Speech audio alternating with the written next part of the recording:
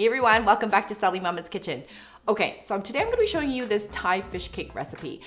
I came upon multiple of these recipes because I was trying to find new ways of using up the fish my kid was bringing home from fishing. And now I love it so much that even though I finished all the fish in my freezer, I am making this regularly. It's delicious, it's really simple to make, does require a few ingredients that you're going to need to buy at the Asian grocery store, but they're things you can keep and it's so good you won't believe it. I cannot wait to share this one with you guys.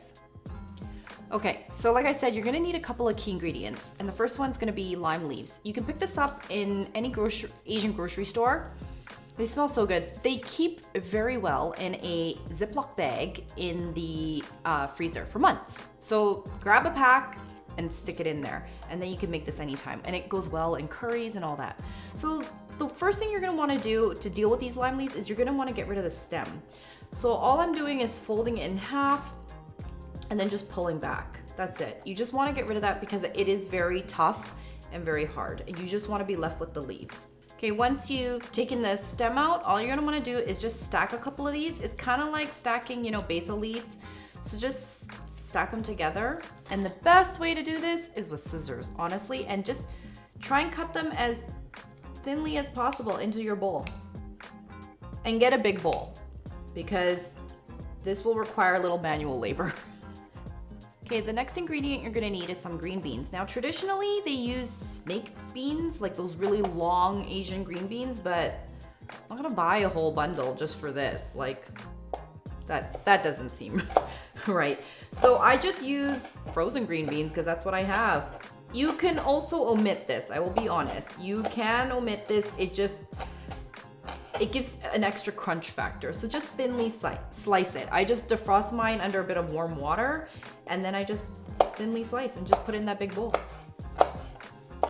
Okay, and then the main star of this dish, of course, is fish. Now, previously, like I said, when I was using the fish that my kid brought home, he actually brought home chum. So that worked real well because it was very, very firm. Now, of course, I'm not gonna go out and buy chum. So I went to my local grocery store to figure out what I could get my hands on. And really, the best is any firm white fish. So here I have snapper fillets, which is probably really good. And you don't even need a knife for this, guys. Just take a spoon and just scrape away. Now be aware that sometimes when you buy these fillets, they will have bones in them. So you're gonna need to pick through the bones because you don't want bones in this, believe me. And just scrape alongside the board and it will become the perfect consistency.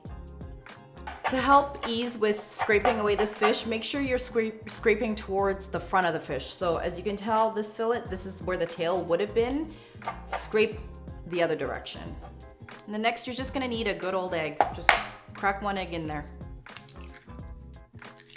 That's just gonna help bind everything. Okay, and then all you're gonna do is season here. So fish sauce, because, well, it's a Thai dish, so, and a little bit of sugar. Okay, and the real star of this, which makes it so good, is red curry paste. So I buy this Aroy D brand, but almost any brand will do. They're pretty freaking good.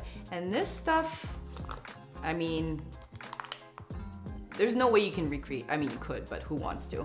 So just put in a couple dollops, and then that's it, guys. It's super simple, and this is where things get messy. So, I mean, just use your hands to scramble the egg.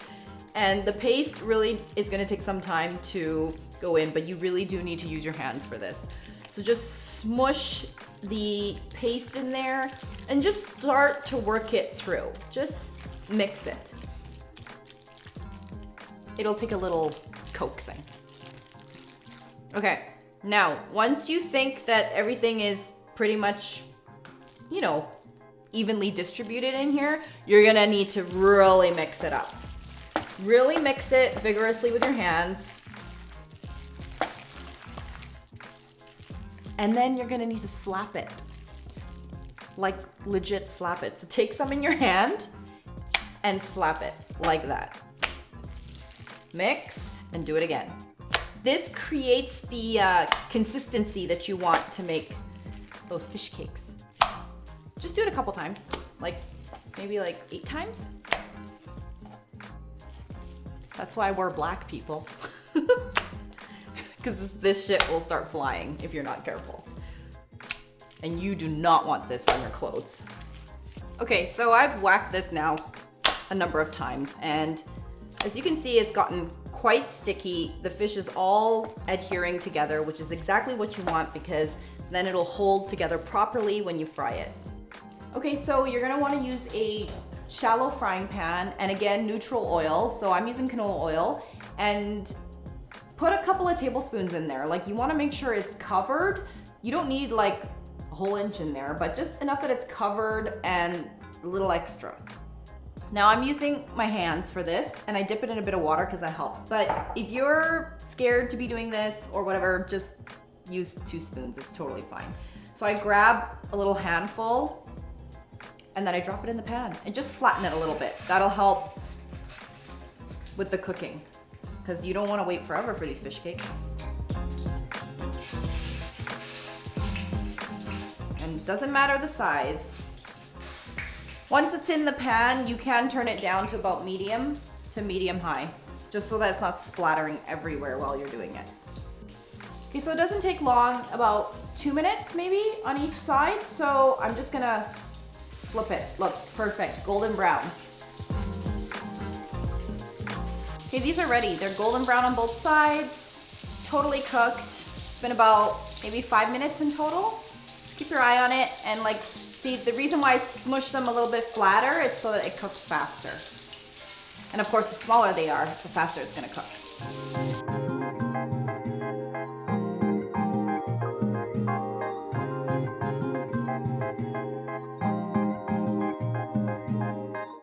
Thanks for watching. If you like videos like these, don't forget to hit the like and subscribe button and little bell so you get notified every time I put out a new video. For full recipes, you can always check out my website, and don't forget you can leave your questions and comments below.